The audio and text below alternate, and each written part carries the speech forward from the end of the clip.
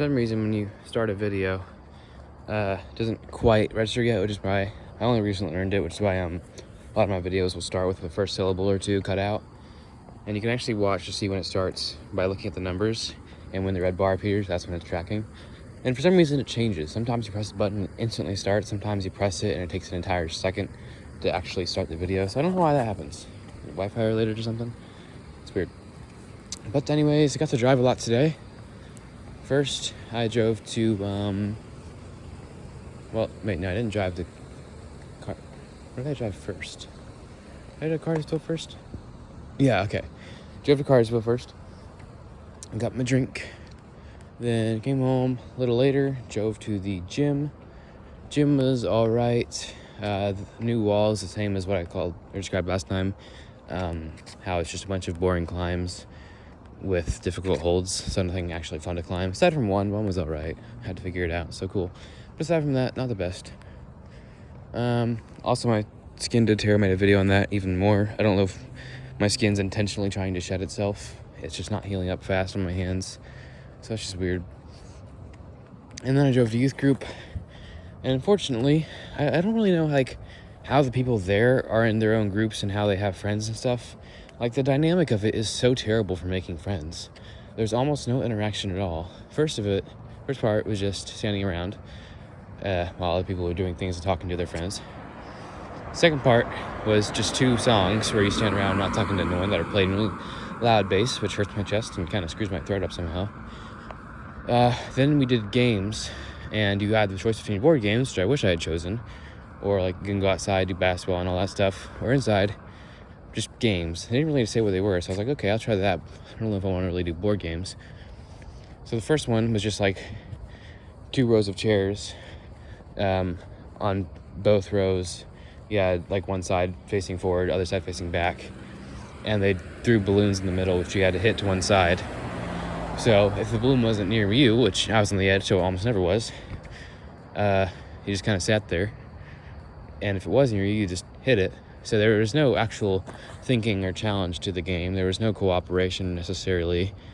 And it took a really long time to explain. The second one was just basically a cha-cha line, but there's balloons in between you can't drop. And that really doesn't involve any coordination. I was in the front too, so I just walked.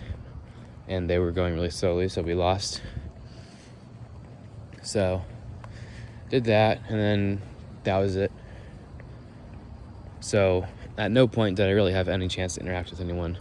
So I really am curious as to how those people all know each other, and everyone knows someone there. I don't know how that's possible. If they're friends in person who all went there, or because that's my second time being there, maybe in between it being a terrible event and it being a huge event, there was some time period when people started coming and it was a smaller friend group, so they made friends, and then as people joined, they accepted them, and then as people that were added to the group, they started splitting up, and then I just missed that, so I joined in too late. Now I'm just in I've talked about social dynamics once, or social constructs was the title of the walk and talk. Because it's not really ideal when everyone else is in a friend group. Because the way my mom sees it is you walk up to literally anyone around your age and say, "Hi, want to be friends?"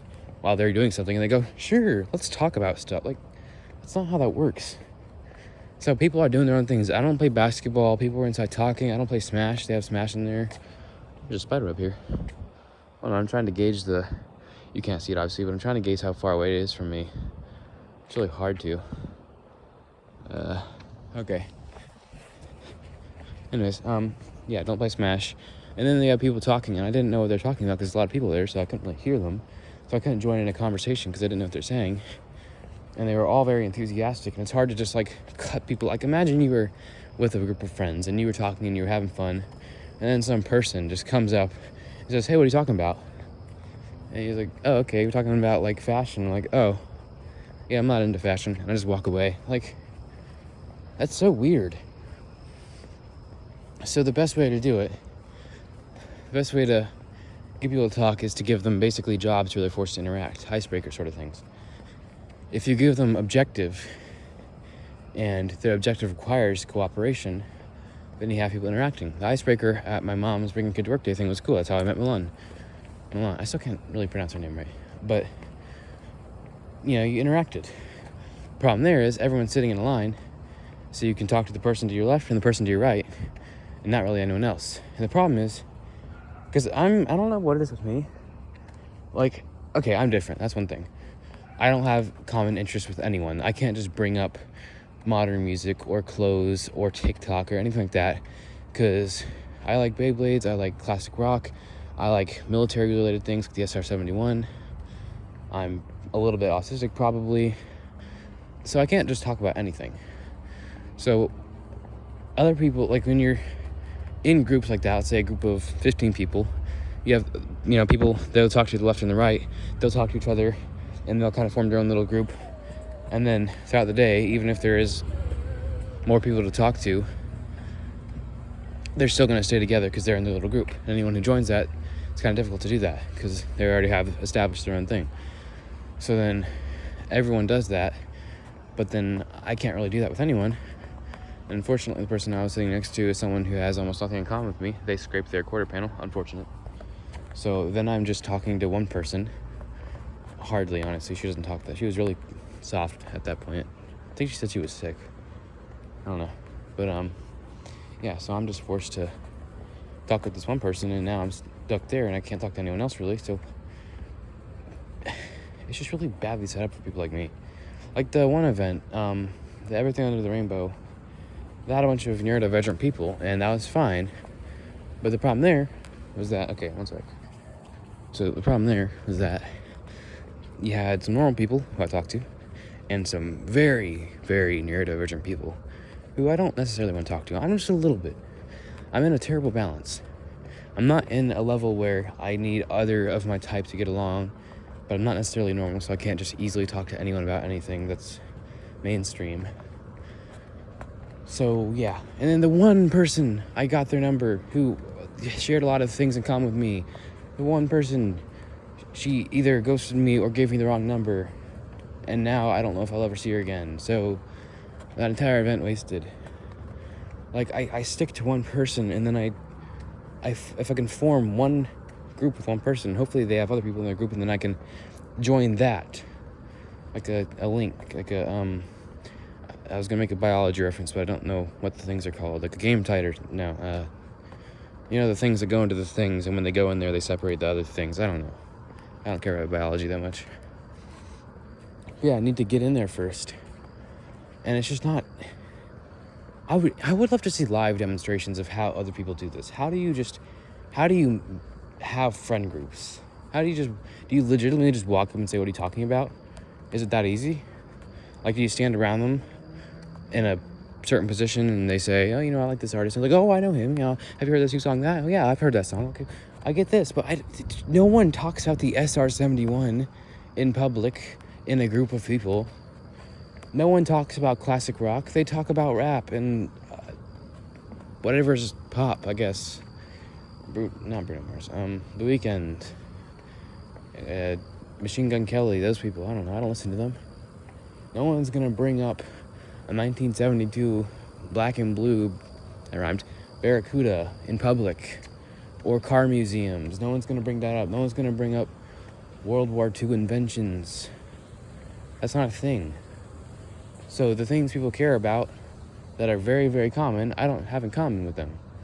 And I don't really want to care about them because they're not things that interest me.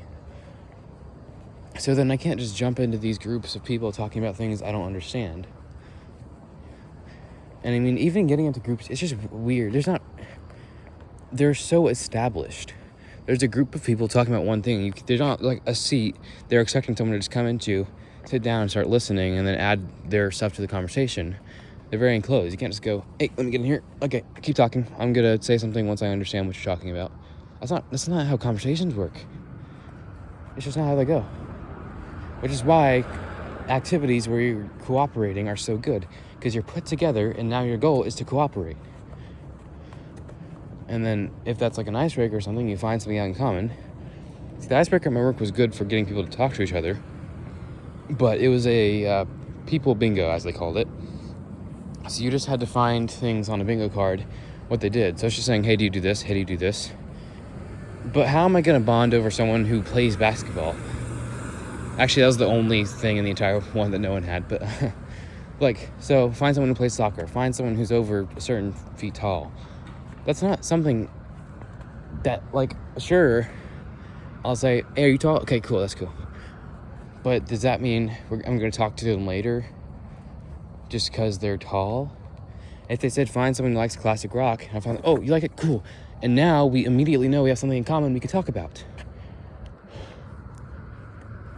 Which is why certain groups with hobbies, like bowling is a bad example because bowling sucks. Like soccer, okay, that's a sport. D&D. No, well, the entire goal there is cooperation anyway, so that's not a good example either. Dang it, what's a good example? Wow, those lights are blue. I'm not sure those are even legal.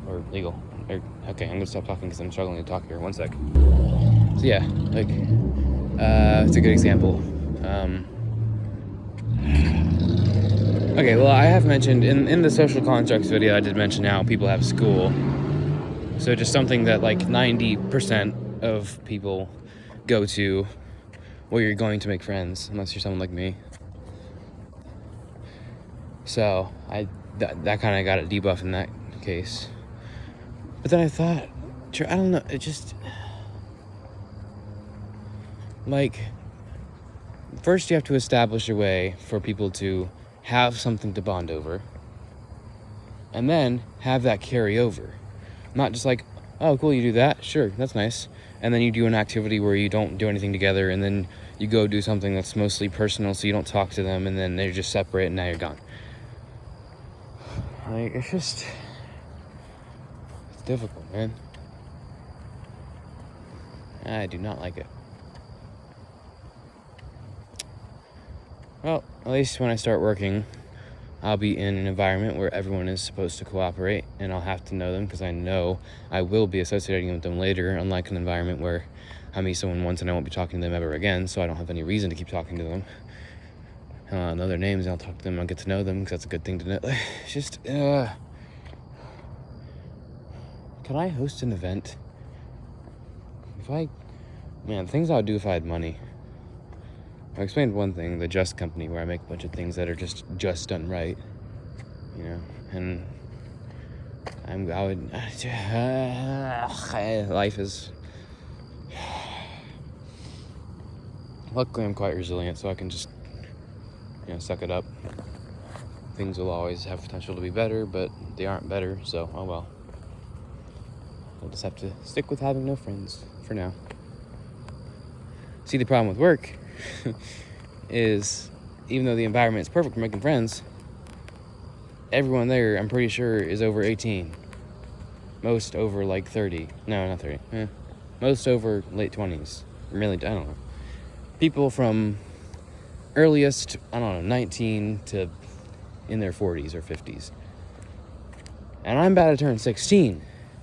So, how am I supposed to make friends or even find a partner at work when that's the crowd? Oh God, it sucks because there's one place where everyone my age is designated to go and be in a place with people their age. It's not youth group. Well, no, they're bad at doing it, but it could be youth group, but it's not. There's no places where I can just talk to people just in person and just go to a place and talk to them. That's not a thing. I don't play a sport. It's school, and I do school online. And once you get past that, once you're an adult, sure, you can do things because adults are expected to go places and do things, so you can talk to them. But I'm not. I'm not even 16 yet. So because I don't go to school, I'm just breaking the norm, and I'm the dynamic is you're supposed to go to school, meet people there, and then the people you go to school with, you can play sports with them or hang out with their house or go to movies or do things with them. So there are places to do things, but you meet people. Their origination is school. Once you get out of school, okay, now you gotta meet people on your own, of course. But if you're not in school, you don't go to the movie theaters to meet people. You don't go to play sports to meet people. I guess you can meet people on a team, but well, unless you're trying to find a partner, in that case you won't, because pretty much every sport divides genders, so that's not going to be happening anytime soon. Well, track, no, they divide that too, I don't know. What sports do combine genders? Volleyball? No. I don't think there are any, really. I don't know. But yeah. So I don't know if I'll just have to wait 2 years to start actually meeting people or something. And it's also like, just even if I were to somehow drive somewhere like a park or coffee shop and I were to meet someone and they were 18, then like I can't get their number. I'm 16. What is that? Like, even if I somehow manage to talk to someone, they actually somehow manage to have things in common with me, then I just say, hey, I know you're 2 years older than me, you're an adult, and I'm only 16, but can I have your number? Because I don't have friends. Like, just, the dynamic is so bad. It's just not good. Not good. The place to meet people is school, and it could be youth group, and it'd be great because everyone there is Christian, but it's not, because the things I do are just very bad for meeting people. They're great for if you already know everyone there, but I don't. I don't know how everyone there already knows everyone there, but I don't, so kind of just screwed. That's unfortunate, but life's life. I'm relatively lucky.